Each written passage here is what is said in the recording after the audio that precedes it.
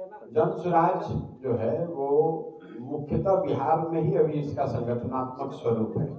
बिहार के बाहर इसका कोई अभी राजनीतिक संगठनात्मक स्वरूप नहीं है, इसलिए राष्ट्रीय अध्यक्ष और प्रांतीय अध्यक्ष का कोई मतलब नहीं है। जन स्वराज के अध्यक्ष माननीय मनोज भारती जी हैं और वही पार्टी चला रहे हैं। हमारी भूमिका जो है वो आपको पहले से मालूम है, आप उसको सूत्रधार कह लीजिए या इसको बनाने वाला कह लीजिए, उस भूमिका में हम हैं। बाकी जो दल के पदाधिकारी हैं उनकी अपनी अपनी भूमिका है, सबका अपना योगदान है। नीतीश जी को कैसे देखते हैं? अभी जो मुख्यमंत्री पद पे है, लगातार उन पर कुछ न कुछ सवाल उठते रहते हैं। कल भी राष्ट्रगान को लेकर एक सवाल के घेरे में आ गया। नहीं, सवाल हम लोगों ने उठाना शुरू नहीं किया है। आपने ठीक कहा कि सवाल तो 2-2.5 साल से उठ रहे हैं, क्योंकि सार्वजनिक जीवन में अगर आपका आचार विचार व्यवहार ऐसा परिलक्षित हो कि आप स्वस्थ नहीं हैं, तो आप जनता और मीडिया के नजर से बात को छुपेगी नहीं। सबसे पहले नीतीश जी के मानसिक हालात पर टिप्पणी उन्हीं के सहयोगी स्वर्गीय सुशील कुमार मोदी जी ने उठाई। विधानसभा सत्र में के दौरान विधानसभा के सामने खड़े होकर 2023 नवंबर में सुशील कुमार मोदी जी ने कहा कि लगता है कि नीतीश कुमार जी को कोई गंभीर मानसिक बीमारी हो गई है।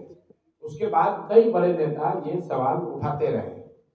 पिछले 2 महीने में मैंने भी या जन स्वराज ने भी इस बात को उठाया है, इसलिए कि बीपीएससी के आंदोलन के दौरान जो सरकार के विभिन्न नेता या अधिकारी जो हम लोग के संपर्क में रहे, उन लोगों के बातचीत से ऐसा लगा कि नीतीश कुमार जी मानसिक तौर पर इस स्थिति में नहीं है कि वो विषयों का संज्ञान लेकर उस पर निर्णय ले सके। तो हम लोगों ने भी मांग रखी कि भाई नीतीश जी इतने बड़े राज्य के मुख्यमंत्री हैं, आप अगर सिपाही के तौर पर भी बहाल होते हैं तो आपका मेडिकल जांच होता है।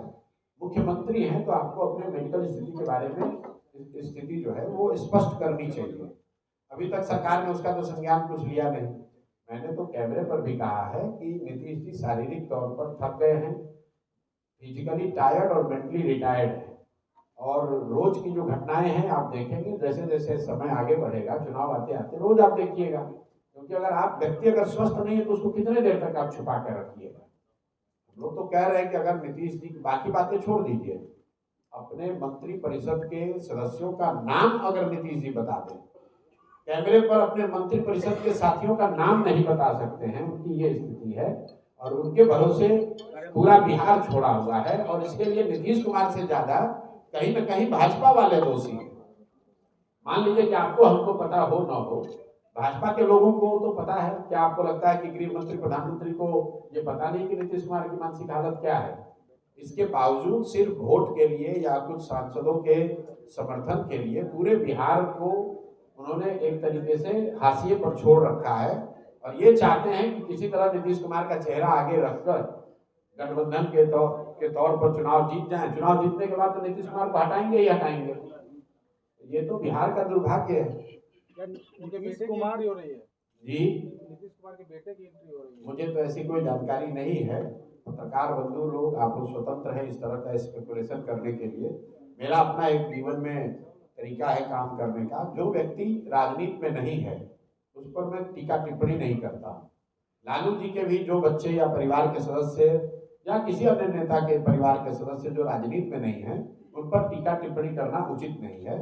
मैं जहां तक समझता हूं नीतीश जी के लड़के अभी राजनीति में नहीं है। जब राजनीति में आएंगे तब टीका टिप्पणी की जाएगी। कहीं जदयू ने या नीतीश कुमार ने इसकी ना कोई औपचारिक घोषणा की है, ना हम लोगों ने उसको देखा कि कहीं उनको कोई औपचारिक पद दिया गया है। ये तो पत्रकार बंधु लोग खुद से ही चलाते रहते हैं और आप स्वतंत्र हैं चलाने के लिए, लेकिन हम लोग उस पर कोई टिप्पणी नहीं करना चाहते। ये माहौल जो बनाया जा रहा है निशांत को लेकर, इसको कैसे देख रहे हैं? हमको कुछ नहीं देखना उसमें। जो राजनीति में है कि उस पर क्या माहौल क्या बना है, कोई नहीं माहौल। माहौल आपके दिमाग में है। आपने भी बिहार का भ्रमण किया है, अभी कन्हैया कुमार जो है बिहार का भ्रमण कर रहे हैं, पद यात्रा कर रहे हैं, उससे क्या कुछ कहिए? अच्छी बात है, लोकतंत्र है, सबको भ्रमण करने का, जनता से मिलने का अधिकार है। कांग्रेस 100 साल से ज्यादा पुरानी पार्टी है, तो कांग्रेस के कोई नेता अगर बिहार में घूम रहे हैं या जनसंपर्क कर रहे हैं तो ये तो होना ही चाहिए, ये तो बल्कि ज्यादा होना चाहिए। लेकिन इतना जरूर है कि जब कन्हैया जी घूम रहे हैं तो उनको ये बताना चाहिए कि कांग्रेस पार्टी के 9 नए नवेले मुख्यमंत्री तेलंगाना में रेवंत रेड्डी ने आज से कुछ महीनों पहले जो कहा कि बिहारियों का डीएनए जो है वो मजदूरी करने का है, बिहारी मजदूरी करने के लिए पैदा हुए हैं, तो कन्हैया जी को या कांग्रेस के बड़े नेताओं को ये बताना चाहिए कि उस बयान से कितना सहमत हैं, और अगर सहमत नहीं हैं तो उन पर क्या कार्रवाई की गई है।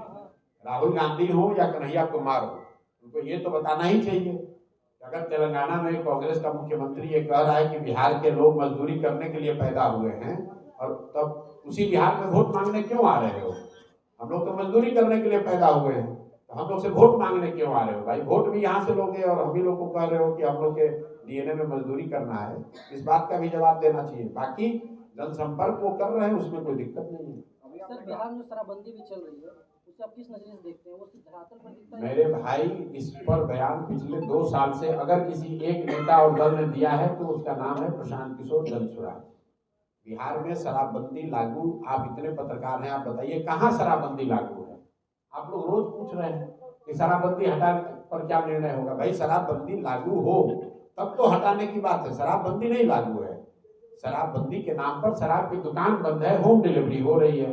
तो जनसुराज का मत है कि अगर जनसुराज की सरकार बनती है तो 1 घंटे के अंदर इस ढकोसला वाले शराबबंदी को हम लोग बंद कर देंगे, हटा देंगे, क्योंकि इससे कोई फायदा नहीं है। घर घर होम डिलीवरी हो रहा है। बिहार जैसे गरीब राज्य का 15 से 20 हजार करोड़ का हर साल नुकसान हो रहा है, और ये पैसा यहाँ के भ्रष्ट पदाधिकारी, यहाँ के नेता और शराब माफिया के जेब में जा रहा है। और जिन महिलाओं के, जिन गरीबों के नाम पर शराबबंदी लागू की गई है, आज 1 लाख से ज्यादा लोग जो जेल में बंद हैं शराबबंदी कानून के तहत, वो तो ज्यादातर लोग गरीब, अति पिछड़ा, दलित समाज के लोग हैं, मुस्लिम समाज के लोग हैं। उनकी सुध तो कोई नहीं ले रहा है। जबरदस्ती की बात आप लोग कहे जा रहे हैं शराबबंदी लागू, कहाँ शराबबंदी लागू? तो आपकी सरकार आएगी तो क्या शराब चालू हो जाएगी? बिल्कुल चालू हो जाएगा, डंके की चोट पर 1 घंटे में चालू हो जाएगा। अभी आपने कहा कि बिहार में जिस तरीके से नीतीश कुमार की मानसिक स्थिति है, बीजेपी में जीतती है तो उनको हटाएगी, तो आप भी मानते हैं क्या कि बीजेपी अगला चुनाव जीत जाएगी? मैंने कहा कि अगर एनडीए की सरकार, अभी नहीं कहा, रोज कह रहे हैं कि नवंबर में बिहार में नया मुख्यमंत्री बनेगा। अब कोई भी बने, नीतीश कुमार नहीं बनेंगे। अगर एनडीए जीत भी जाए तो भी, अगर एनडीए जीत भी जाए तो भी नीतीश कुमार मुख्यमंत्री नहीं बनेंगे। आपका सवाल है कि क्या आप मानते हैं एनडीए जीत जाएगा? हमने, कोई जानता नहीं कि परिणाम क्या होगा। हम उन नेताओं में नहीं है जो खड़ा होकर बोल रहे कि कौन जीतेगा कौन हारेगा। जब बोलेंगे कौन जीतेगा तो वही जीतेगा। इतना मैं कह सकता हूं कि नीतीश कुमार अगले मुख्यमंत्री नहीं बनेंगे, क्योंकि उसके लिए कोई सर्वे की जरूरत नहीं है। स्पष्ट है कि अगर एनडीए जीतता है तो भाजपा उसमें नीतीश कुमार से बड़ा दल रहेगा और भाजपा वाले उनको हटा देंगे, और अगर एनडीए नहीं जीतता है तब भी नीतीश कुमार नहीं बनेंगे। तो किसी भी हालत में नीतीश कुमार तो मुख्यमंत्री नहीं बनेंगे, बाकी कोई बन जाए।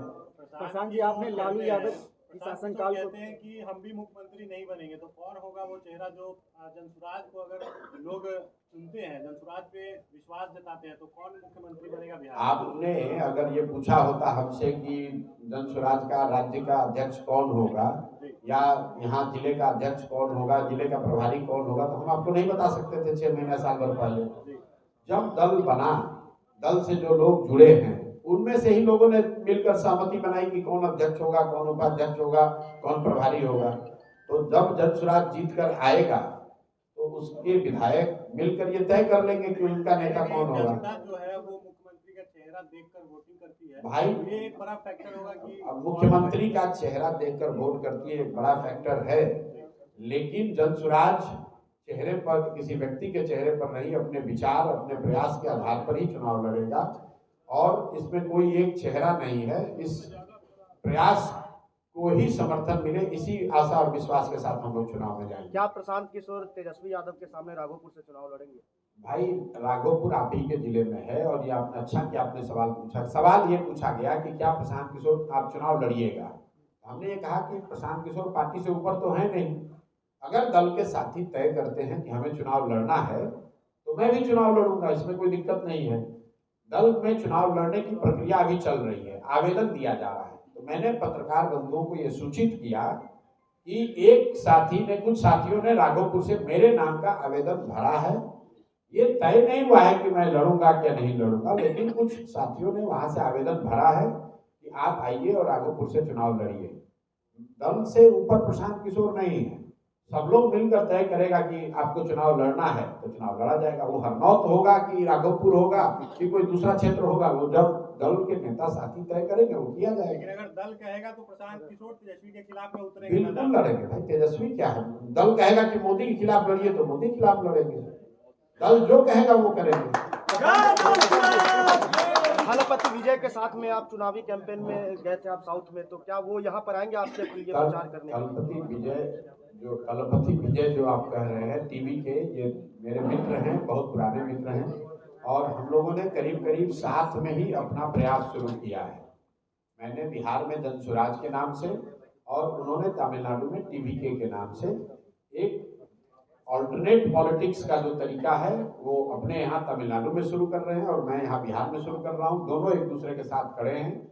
मैं अपनी ताकत से यहाँ लड़ रहा हूँ, वो अपनी ताकत से वहाँ लड़ रहे हैं, लेकिन मेरी जो बुद्धि समझ ताकत है वो उनके साथ है, और उनकी जो भी जिस तरह से भी विजय हमारी मदद कर सकते हैं वो भी मदद हमारी यहाँ करेंगे, ये आप मानकर चलिए। प्रशांत जी, आपने लालू यादव का शासनकाल को देखा, नीतीश जी के साथ में भी काम किया। जो अभी जो वर्तमान हालात है बिहार के लॉ एंड ऑर्डर के लेकर, जो भागलपुर में कल घटना घटी, जो हाल के दिनों में जो घटना हो रही है, उसको कैसे देख रहे हैं? देखिए, लालू जी के राज में जो लॉ एंड ऑर्डर की स्थिति थी, लॉ एंड ऑर्डर की स्थिति उतनी खराब तो नहीं है, लेकिन अभी जो लॉ एंड ऑर्डर की स्थिति है वो दिखाती है कि इस सरकार का इकबाल खत्म हो गया है।